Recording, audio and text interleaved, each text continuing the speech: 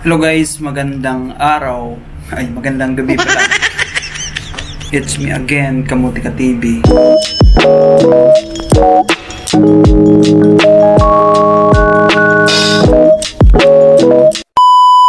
Ayan, thanks so much guys sa support. At kung hindi ka pa nakapag-subscribe, subscribe mo na yan. Diba? Ang tagal mo na nanonood guys. Ang tagal mo na, di ka nang susubscribe. Kita eh. Nanonood ka lang pero hindi ka nagsusubscribe yan. Thank you in advance sa pag-subscribe yan. Thank you so much. And pa-share na lang guys sa mga vlog ko na sa mga kaibigan na gusto rin mag-Macau yan. Panoorin nyo guys yung mga vlog ko para sa inyo. Kasi para magkaroon kayo ng idea sa Macau, yung mga gusto mag-Macau. Ayan, welcome kayo dito sa Macau guys. Dapat, yan, mahirap magpunta sa Macau, pero pag nakapunta ka na ng Macau, huwag ka na talaga huwag kang uwi ng Pinas hanggat hindi ka talaga nakahanap ng trabaho. Kasi pag once na umuwi ka ng Pilipinas, yan yung huli mong punta. Yan yung huli mong uwi kasi hirapan ka makabalik ng Macau.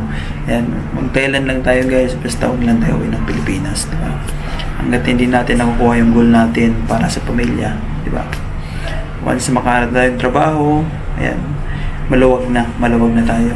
Kasi actually guys, pag sa Pilipinas lang tayo, doon lang tayo mag-stay. Mahirap ang mamahal ng mga bilhin sa Pilipinas, to be honest. Yung ano natin doon, yung basic, yung ano natin, yung tawag doon, yung nakalimutan ko lang tuloy sa Pilipinas, yung mga per day natin doon, di ba? Di ko alam kung, kasi pag alis ko dati, ano na 500 na di ko alam kung magkano na, kulang talaga, di ba? Bigas pa lang magkano, pag sa dating ng sahod, wala na, bus na kasi daming utang. Ayan guys, pero pag nandito tayo sa ibang bansa, medyo makaluwag-luwag na rin tayo, di ba? Kaya yan, basta huwag lang mawala ng pag-asa hanggat buhay tayo, di ba? May pag-asa yan. Kahit, yan, parang visa din yan, hanggat may visa, may pag-asa. Huwag kayo mawala ng pag-asa. Yan, shoutout sa mga lagi nanonood. Yan, shoutout sa inyo guys. Thank you so much sa laging panonood. Yan, yung mga nandito sa Macau, mga mandirigma, mga karating lang. Kaya nyo yan guys, sipagan nyo lang. And huwag kayong mahiya. Dapat makapal yung mukha nyo. Kasi once na mahiyain ka dito, hindi ka nakakapaglakad ng walang kasama, hindi ka pwede dito. Huwag ka na magtaka kung i-welcome ka ng Thailand. Ang daming ano dito mga kapal yung mukha, nakararating lang 2 weeks lang, yun, nakahanap ng trabaho kasi nga makapal yung mukha. Pero pag mayayain ka dito, ay naku, matagal ka makahanap, diba? Iwasan nyo yan guys, yung mga barkada. Focus muna kayo sa apply, yun, doon muna kayo focus. Kasi pag may trabaho na kayo, anytime pwede na kayong barkada, diba? Inom-inom na yan, saka na pwede inom saglit lang, pero wag pa rin natin kalimutan mag-apply. Yung priority natin, kumbaga 99% nang tayo nakapokus, 1% yung ano lang yan, yung mga gala-gala, saglit, gano'n. Priority natin paghanap ng trabaho. Yung mga tips ko guys, sundin nyo kasi para sa inyo yan. And magagamit nyo yan yung mga tips na binibigay ko kasi ano ko na yan kumbaga gamit ko na yan, effective yun. And yung pinahiram ko sa inyo para kayo din, para subok ko na yan para magamit nyo rin, yung mga binibigay kong advice sa inyo guys, is totoo yan, based sa experience ko, kaya sinishare ko sa inyo para yun din yung gawin nyo, diba? Kasi kung makikinig lang guys sa mga sabi-sabi ng mga may mga trabaho kasi dito guys sa Macau, is dapat talaga hindi nila binibigyan ng negative na advice yung mga mandirigma natin dito. Dapat positive, dapat yung binibigay na kumbaga motivation, hindi yung negative motivation na ibibigay. Dapat yung motivation is positive. Kasi mostly naririnig ko sa mga may trabaho na dito sa Macau, porket may mga trabaho na, di ba? I-down nila yung mga mandirigma natin dito na mahirap maghanap ng trabaho, di ka makakahanap kasi marami naghahanap. Tsaka walang mga quota ngayon ng mga agency. Yan guys, ngayon guys, share ko lang ngayon yung, yan, shoutout ko muna yung mga dirigma. Kaya nyo yan guys, kaya mawawala ng pag-asa. Hanggat may visa, may pag-asa. Handaan nyo yan. At lagi magdasal, yan ang pinaka-importante. Huwag na huwag nyo kalilimutan mag-pray para si Lord mag-guide sa inyo kung saan yung mga agency na may quota. And mabilis kayo makahanap ng trabaho. Ayan, shoutout sa mga nasa Pilipinas na gusto mag-Macau. Kaya niyan guys. Dapat galingan nyo pagsagot sa immigration para maging isa na rin kayo mandirigma pagdating nyo ng Macau. Ayan, sasagutin lang muna natin mga comment. Itong comment na to guys is marami siyang comment sa mga video ko. Ayan, sabi niya kasi is 50 years old, pwede pa ba sa Macau magtrabaho? Actually guys, pag sa lalaki, mahirapan ka talaga, to be honest. To be honest, 50 is mahirapan ka na makahanap ng trabaho. Tapos yung 50 mo is based din sa edad mo, sa tsura mo. Hindi ka pwede dito guys. Pasensya na kasi yung mga yung nalalaman ko ng mga edad na tinatanggap dito sa Macau is 38. Yan, pwede pa 38. 30 to 20. Yan, 30 to 20, pwede. Pwede, 20. 23 yan, pwede. 21 yan, pwede yan. Basta 38 lang guys. Sa bahay naman guys, yung mga sa bahay naman, mga DH, siguro 45 pwede pa, 40 pwede pa. Basta yung edad, yung ano mo, yung physical appearance mo is hindi naman yung pang ano hindi naman nakabase sa edad mo. Dapat medyo yung edad mo is 45 pero yung appearance mo is 30, diba? 35 yan, okay yan. Dapat nag-ayos ka, naka-smile ka lagi, hindi yung nakasimangot ka kasi yung 45 mo na edad magiging 50 yun. Titinanong ka ng employer sa interview, hindi naman to 45, parang 50 ka na ate. O diba? Dapat nag-smile ka para yung kahit sabihin natin 45 ka na sa DH yun sa DH guys, naka-smile ka. Pagtingin sa'yo ng employer, pwede ito hindi ka naman ata 40, you don't like 45 ma'am, you look 30. I will message you later after this interview. I like you. Di ba ganun? Hindi yung interview na kasi mangot, yung parang pinoproblema mo lahat ng bagay, parang pinag-anuhan ka ng problema lahat, ikaw na sumalo. Di ba dapat naka-smile ka? Kahit mga cleaner, ano pa ba, ng mga interview dyan guys, importante yung smile. Kasi minsan hindi tayo, kahit hindi, yung minsan hindi naman natin nasagot ng maayos yung interview, yung mga tanong, basta naka-smile tayo, 90% yan yung kumbaga sa grade 90%, tapos yung 10% yun lang yung sagot mo sa interview, di ba? Ang laki ng hatak ng smile. Smile ka lagi para sabihin ng nag-interview sa iyo is wow, okay to kasi lagi naka-smile, masayahin tao, di ba? Kahit siguro to may problema, hindi to ganun guys, dapat naka-smile para isa din yun sa smile, yung hindi tayo tumatanda tingnan, di ba? Ganun, hindi yung nakasimangot ka dyan, diba? Imbis papasa ka, imbis na tingin pa lang sa'yo, pasok ka na, nakasimangot ka, wala, bagsak ka na. Kahit tama yung sagot mo, nakasimangot ka, bagsak ka pa rin, diba? Ganun. Anong guys, ang pag-usapan natin is yung mga quota. Maraming quota guys, baka yung mga iba pupunta next year, or habol, kasi madaming quota guys ngayon pagdating ng ngayon October, November yan, kasi October guys, lalo na sa security, daming hiring yun sa security guys dito sa Macau is Winnerway. Ayan, microlink yung agency, apply kayo guys sa mga security dito pagdating ng October, ayan, November, kasi mag-Grand Prix yung Macau.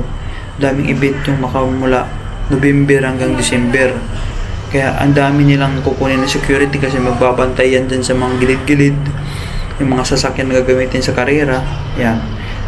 overnight yan sa mga hotel. Ayan, December, maraming quota yan sa security. Sa dapat guys 5'10" ka. Siguro sa babae nasa ano yata 5'5". 5'5" sa babae. 'Di ba? Tangkad nun sa babae. 'Yon. Sa security, malaking sahod security guys, mga 10. Umabot sila ng 10,000 MOP. Sa Pilipinas nasa 60 mahigit na yan. 60 pesos. And guys, yun yung mga may quota sa security. Hindi lang sa security guys, cleaner, gardener, dishwasher, lahat ng mga daming quota ngayon. Room attendant, kasi magdi-December. Sa pa lang start na ng mga event dito sa Macau is ngayong October, mag-start na yun. November, Grand Prix, Carrera. After nyan, yung December, yung Pasko. Ayan, daming event. Tapos, Chinese New Year, di ba? February, Chinese New Year, di ba? Ang daming event. Yan, maraming quota in December, January. Maraming quota in January kasi para sa Chinese New Year. Yan, maraming March. Yan, maraming quota ng March. Tsaka May. Ayan, may mga renewal ng May dito sa Macau. Renewal ng May. August. Yan, August. Ayan, pagdating ng August guys, 'di ba, start na next year. Yung mga iba di umabol yung taon, next year pa magpaplano mag-Macau. Ito is maraming quota ng January kasi para sa Chinese New Year yan. March. Ayan, March. After March guys, dating andun may quota din sa May. Pagkatapos ng May, August na yan. August. Maraming quota ng August kasi mga cleaner, dahil magre-renewal ng August, mga cleaner. Tapos after ng August niyan, yan, September. Tuloy-tuloy na yung September, October, November, December, yan, maraming quota yan guys kasi na yan marami ng event na dito sa Macau. Ayan, yung April ay wala yan kasi nga holiday, daming holiday yan April. Yung February guys is na yan Chinese New Year na dito sa Macau, busy na yan, walang yan. Pero meron naman yung quota, mga paisa-isa lang sa mga agency. Pero pagdating ng March yan guys, maraming quota yan. May, August, yan. Kaya guys, puntahan nyo tong mga months na to dapat para makahabol kayo sa mga quota kasi dyan yan maraming renewal. Pag maraming renewal guys, mga ganong month is dyan din maraming quota kasi maraming hindi nagre-renew, lilipat ng ibang trabaho, hindi na renew, gano'n. Kaya guys, samantalin yung mga buwan na yan, apply. Katulad ngayon, October, yan, sagarin nyo na yan guys ngayon kasi maraming hiring ngayon, cleaner, dishwasher, gardener, sa mga resto kasi daming tao na dito sa mga turista. Ayan, room attendant, yung gardener guys, puntahan nyo yan dyan sa city na yan kasi ang daming kailangan nilang gardener kasi magre-ready na yan sila parang yung event ngayong event na Grand Prix hanggang December na yun, ayusin yung mga kalsada, lalagyan ng mga bulaklak yan, kaya kailangan nila ng mga gardener. Yung ACT na yan, yung ACT dyan sa Lapsaban, katukin nyo yan guys, laging sarado dyan, katukin nyo, magpasa ka dyan ng PCB, especially sa hapon, puntahan nyo yan. Tapos CNK yan, daming ngayon sa CNK dyan sa tapat ng, alam to ng mga mandirigma dito sa Macau, CNK dyan sa Aksawan, tapat ng agency ng Isiklin, puntahan nyo yan dyan. Tapos yung Microlink yan, daming hiring dyan na security ngayon, tsaka yung yung cleaner, Isan yan, Winnerway yan, kailangan nila maraming security ngayon. Kaya guys, puntahan nyo yan lagi, pasa kayo, huwag kayong tamarin yung mga nandito sa Macau. Yung mga magmamakaw pa lang guys is itong mga buwan na sinabi ko kanina, yan, puntahan nyo yan, dyan kayo dumating dito sa Macau kasi para makahabol kayo. Yung mga hindi makakapunta ngayong this year, next year na pupunta 2025 is yun yung mga month na hiring guys, punta nyo yun. Tsaka yung resume dito guys, huwag kayo magproblema sa resume kasi dito is, kahit wala kang experience, no problem. Huwag problema yung panoorin mo lang yung mga vlog ko, makakuha ka ng tips dyan at diba, para sa ito mga ginagawa guys, para sa inyo guys, para makahanap kayo agad ng trabaho dito sa Macau, diba? Yung sinishare ko is hindi para sa sarili ko, para sa inyo, para siyempre pag nagkatrabaho kayo, para maayos na yung pamilya nyo, maayos yung buhay nyo sa Pilipinas, diba? Lahat ng in-advise ko is para sa mga mandirigma na gusto magkatrabaho dito sa Macau, diba? Ganun. Hindi yung ako yung magano, hindi. Okay lang. Okay lang. Ganun guys. Huwag na kayo magdala ng requirements dito sa Macau guys. Passport, okay na. Okay na. Yung mga magsi-security, talagang kailangan ng NBI na bago pagaling sa Pilipinas. NBI na yung pang-abroad na NBI. Tapos yung mga driver, marunong mag-drive is dapat renew na yung ano mo, renew na yung mga driver license para in case na kailangan mga driver ng mga agency, at least may chance kayo, diba? Mga marunong mag-drive, lagyan yung experience, lagyan nyo ng experience driving sa mga resume nyo. Yun lang guys, yung mga quota dito sa mga months, para alam nyo na kung anong months kayo pupunta dito, diba? Huwag kayong mag-alala kasi 1 month agad yan nabibigay sa inyo ng migration pagdating sa Macau, diba? Ang tagal din 1 month. Dapat anon mo yan eh, talagang sagarin anon mo yan eh, kasi pagan mo yung mga buwan na yan eh, diba? Isang buwan pagan mo yun everyday. Huwag ka talaga tatamarin, saka ka natamarin pag naging okay na yung trabaho mo, diba? Pag may trabaho ka na, pwede ka na magtamad-tamad dyan, diba? Pero hanggat wala pa, huwag ka muna kasi pang-exit ka talaga ng Thailand, diba? Yan guys, yung mga papunta ng Macau is panoorin yung mga vlog ko about kung gusto mo maghanap ng trabaho. This video is, yung mga video ko is para sa iyo, diba? Ganun yung mapupunta ng Macau. Yun lang guys, and ayan, sipagan nyo guys yung mga mandirigma dito natin sa Macau. Ayan yung mga galing Hong Kong na gusto mag-Macau is mag-Macau na, diba? Marami tayong mga subscriber dyan sa Hong Kong. Ayan, shoutout sa inyo, ayan, shoutout. Salamat sa mga laging panonood and subscribe naman dyan. Ayan. Share nyo rin sa mga kaibigan nyo yung mga video ko na gusto mag-Macau, para alam din nila, di ba? Yan lang guys, yung part 2 yun. May part 1 ako na maraming ko. Ito yung part 2 guys, para sa mga hindi makakapunta this year, para next year naman yan, di ba? Ganun. Punta kayo dito ng mga January, ayan, March, May, ayan. Tapos punta kayo dito ng September, August, ayan, August, October, yan. September, meron yung mga quota rin September eh. Pero hindi masyado. October, tsaka marami. August, tsaka October. September, marami din. September, mayroon din eh. August talaga marami, August. At tsaka yung October, November, December. Marami ang quota yan kasi marami ng event dito sa Macau. Yun lang guys, yung gusto ko i-share, and mag-pray kayo lagi guys. And sana lahat ng mga nandirigma dito sa Macau, hindi mahirapan maghanap ng trabaho at maghanap agad. Ayan, amen, in Jesus name. Ganoon lang, pray lang tayo guys. Thank you so much guys, and God bless lahat. And yan, I love you all guys.